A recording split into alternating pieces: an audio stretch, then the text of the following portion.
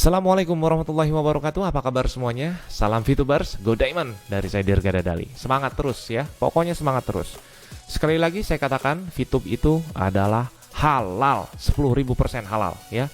Sekarang gini, dari mana sanadnya kamu bilang Fitub itu haram? Dari mana sanadnya?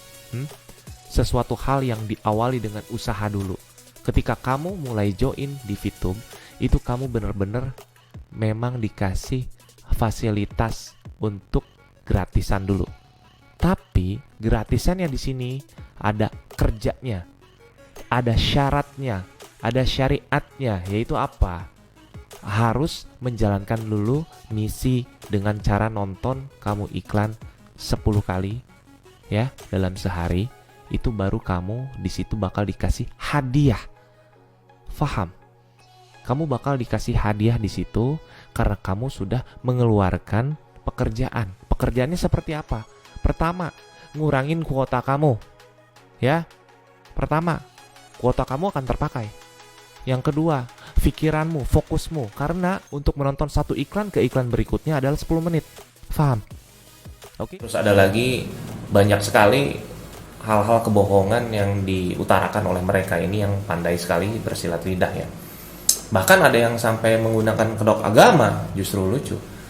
Nah, mereka ini tidak memahami seperti apa hukumnya riba. Ya, keuntungan-keuntungan itu kan ada persentasenya di agama Islam itu ada ya. Kalau saya berbicara agama Islam.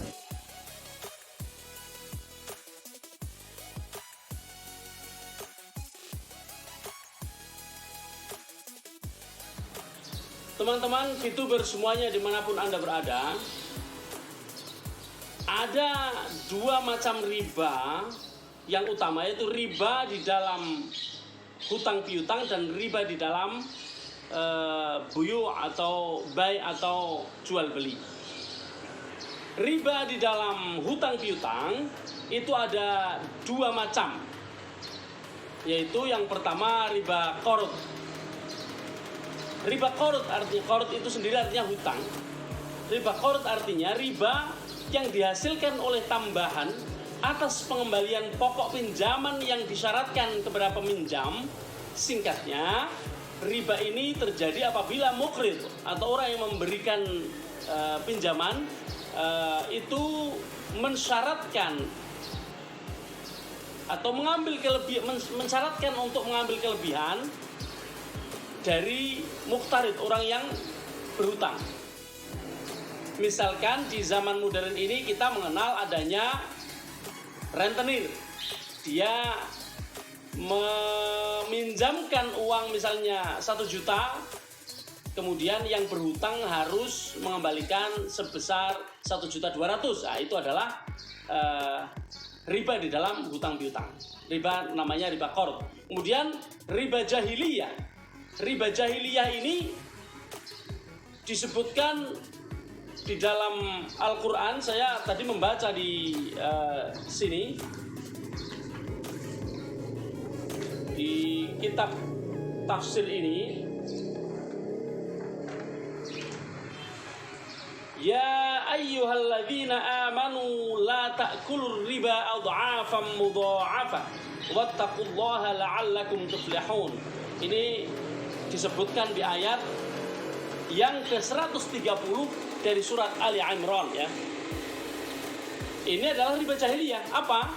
Riba jahiliyah adalah penambahan hutang lebih dari pokok karena penerimaan hutang tidak penerima hutang, artinya yang berhutang tidak mampu membayar hutangnya tepat waktu. Sehingga karena pada saat sudah ditentukan waktunya untuk membayar hutang tapi tidak bisa membayarnya, maka orang Arab dulu akan mengatakan imma an tuqda wa imma an turba. Terserah kamu mau ditunaikan, diselesaikan hutangmu sekarang, yang itu tidak mungkin karena nggak punya, atau dikembangkan uangnya, ditambah waktunya tapi bertambah pula tambahan hutangnya. Jadi tambahan dalam membayar hutang. Misalnya sekarang ini juga banyak itu, misalnya mohon maaf ya, leasing itu kan baik kebanyakan. Kemudian kalau jatuh tempo tidak bisa membayar, maka ada denda. Lalu berdenda. Lah ini dendanya juga dendanya lagi didenda. Akhirnya ribanya sendiri bisa melebihi besarnya pokok hutang itu sendiri. Nah ini seperti ini adalah riba. Namanya riba jahiliyah. Jadi gitu ya, ada dua macam riba hutang piutang dan riba di dalam jual beli. Di riba di dalam hutang piutang ada dua, riba qarud dan riba jahiliyah. Teman-teman VTuber dimanapun Anda berada, kita akan melanjutkan pembahasan kita kepada pembahasan berikutnya tentang riba di dalam jual beli. Jadi di dalam jual beli itu ada 3 macam riba. Yang pertama adalah riba fadl. Riba fadl itu adalah riba yang terjadi akibat adanya tindakan jual beli atau pertukaran barang ribawi yang sejenis, tapi berbeda takaran atau ukurannya atau kadarnya. Misal, menukar 24 karat emas dengan 18 karat emas. Itu riba. Atau misalnya menukar uang 100.000 satu lembar dengan uang 9 lembar 10 ribuan, 90.000. Yang seperti ini adalah riba, namanya riba fadl, yaitu riba terjadi karena pertukaran, tapi yang dipakai menukar ini tidak sama, ada kelebihan gitu loh. Jadi kalau uang 100.000 itu kalau mau lebaran rata-rata pada begitu. Uang 100.000 dipakai untuk membeli uang 90.000 karena beda cetakan, ada yang 10 ribuan atau 5 ribuan atau 20 ribuan. Nah ini riba yang seperti ini. Kemudian riba yang kedua di dalam jual beli adalah ribayat. Ribayat adalah riba yang terjadi akibat jual beli barang ribawi maupun non ribawi, disertai penundaan serah terima kedua barang yang ditukarkan atau penundaan terhadap penerimaan salah satunya. Ribayat terjadi apabila saat transaksi tidak menegaskan berapa nominal harga pembayaran. Singkatnya, tidak ada kesepakatan sebelum serah terima dilakukan. Sebagai contoh, misalnya ada penjual mobil yang menawarkan harga 90 juta jika langsung dibayar, atau kalau dibayar tunai 90 juta. Namun jika dicicil menjadi 95 juta. Ada juga praktek misalnya orang yang berjualan biasanya pakaian itu, kalau di kampung-kampung itu ada Pak Kemis, Pak Rebo. Mereka menjual barang dengan dua harga yang berbeda. Kalau dibayar tunai sekarang dibayar, harganya misalnya 10.000. Tapi kalau dibayarnya itu dengan cara diangsur per hari Kamis misalnya, atau per hari Selasa, atau per hari Senin, Pak Senin ya, per hari Jumat, Pak Jumat, itu kemudian dibayar 12 kali misalnya, 1.000 kali 12 menjadi 12.000. Nah, ada kelebihan seperti ini adalah disebut sebagai riba. Kemudian yang terakhir adalah riba nasi'ah. Riba nasi'ah adalah riba yang terjadi akibat jual beli tempo. Riba itu terjadi karena transaksi dua jenis barang ribawi yang sama namun dengan penangguhan penyerahan atau pembayaran. Misal, si A membeli perak dengan jangka waktu yang atau tempo yang ditentukan. Baik pembayaran terhadap perak itu dilebihkan atau tidak dilebihkan, ini menjadi riba. Karena apa? Karena bisa jadi harga perak yang ada hari ini dengan harga perak yang berikutnya itu berbeda. Bisa naik, bisa turun. Nah, ini menjadi riba di sini. Mengapa demikian? Karena kalau kita membeli emas atau membeli perak, maka harus kontan, harus pada saat itu karena harganya ini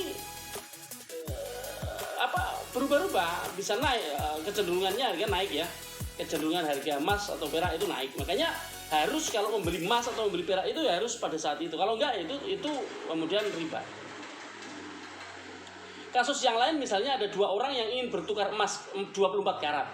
Satu orang sudah menyerahkan emasnya, yang lain akan diserahkan 1 bulan berikutnya. 1 bulan berikutnya harganya udah beda.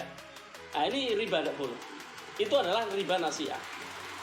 Nah, jadi riba di dalam Islam itu ada 2 di dalam utang piutang dan 3 di dalam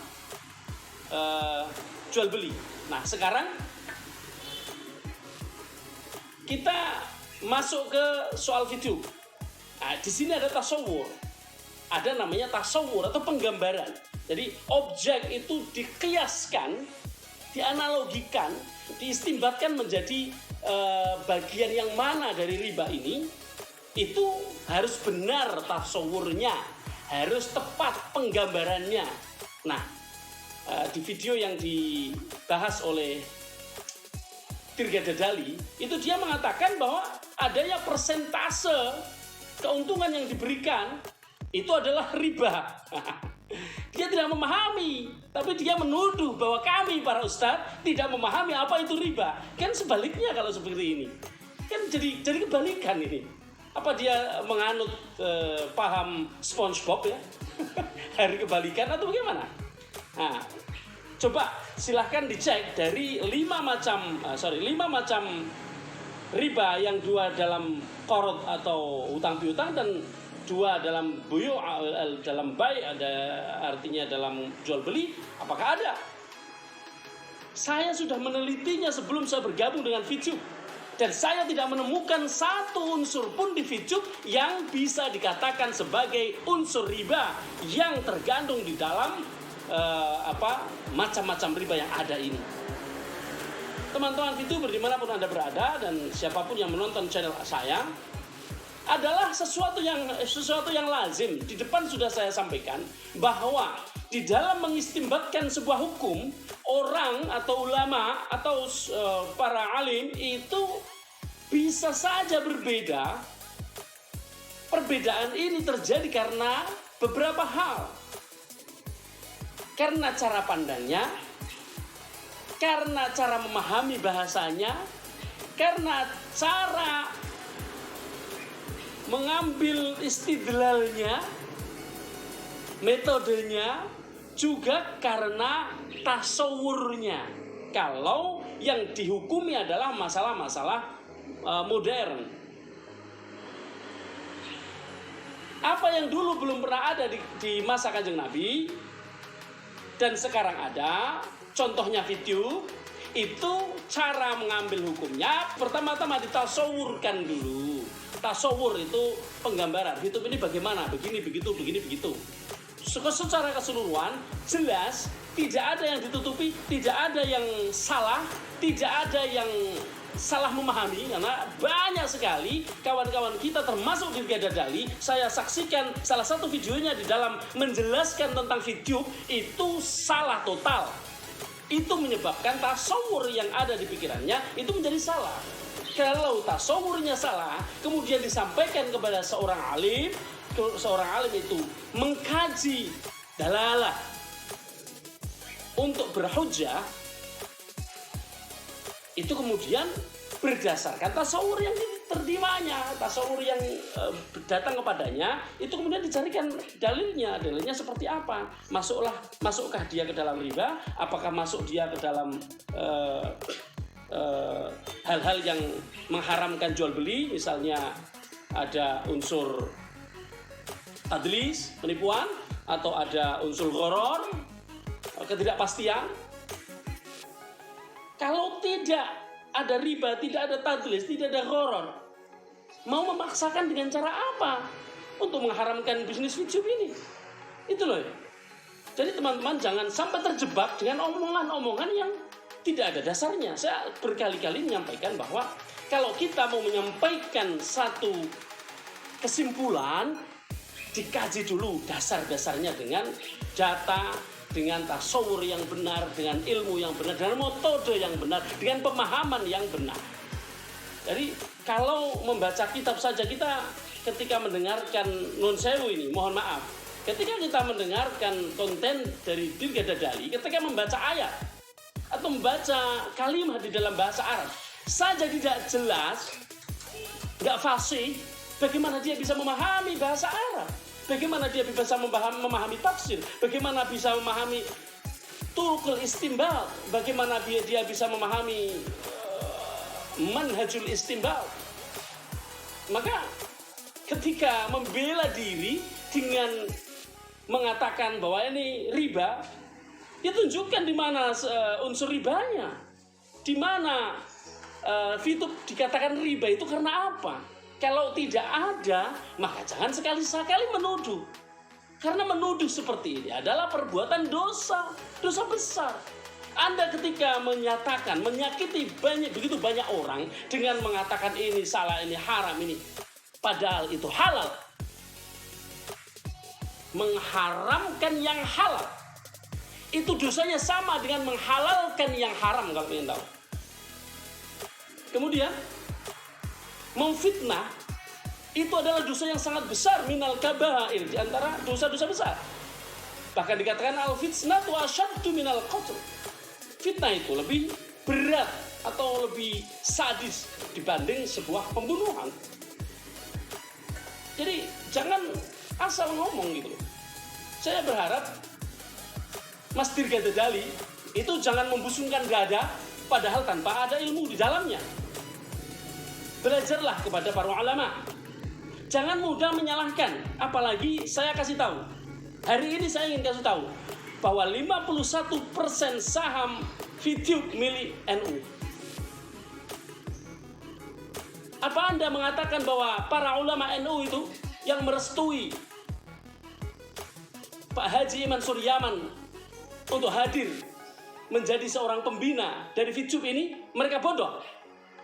Tidak mengerti apakah di Fitub ada riba atau tidak, di Fitub ini ada gharar atau tidak, di Fitub ini ada tadlis atau tidak. Apakah kamu menganggap mereka tidak mengerti? Hati-hati. Kita manusia ini berbeda, dan itu adalah asasi. Itu adalah sesuatu yang mendasar, dan ini dimaafkan oleh Allah dalam perbedaan, karena memang itu adalah keinginan Allah. Tapi jangan memaksakan perbedaan itu untuk dipakai oleh orang lain. Pakailah perbedaan untuk dirimu sendiri. Pakai perbedaan untuk diri kita sendiri. Jangan dipaksakan untuk orang lain. Kalau Anda berbeda, Anda punya hak untuk tidak melakukan apa yang kami lakukan. Tapi Anda tidak punya hak untuk melarang apa yang kami lakukan. Disitulah batasnya. Saya dengan konten ini sekali lagi menghimbau kepada saudara Dirga Dadali untuk berhentilah membicarakan hal-hal yang Anda tidak tahu, karena itu menyakiti saudara Anda. Kalau Anda seorang mukmin, maka berlaku apa yang disabdakan oleh Rasulullah sallallahu alaihi wasallam an Nu'man bin Bashir radhiyallahu anhuma qala Rasulullah sallallahu alaihi wasallam mathalul mu'minina fi tawaddihim wa tarahumihim wa ta'atufihim kamathalil jasadil wahid idza ishtaka minhu 'udwun tada'a lahu sa'irul jasadi bis-sahri wal huma.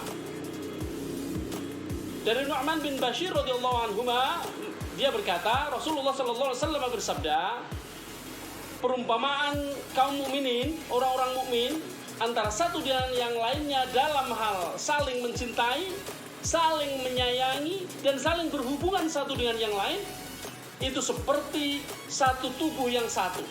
Idza ishtaka minhu 'udhun, ketika ada satu bagian tubuh itu merasakan sakit,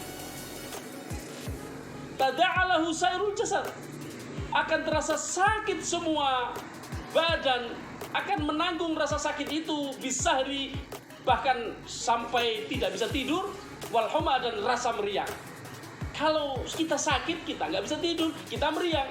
Itulah perumpamaan bangunan ukhuwah islamiyah di al-ukhuwah al-islamiyah di antara kaum mukminin.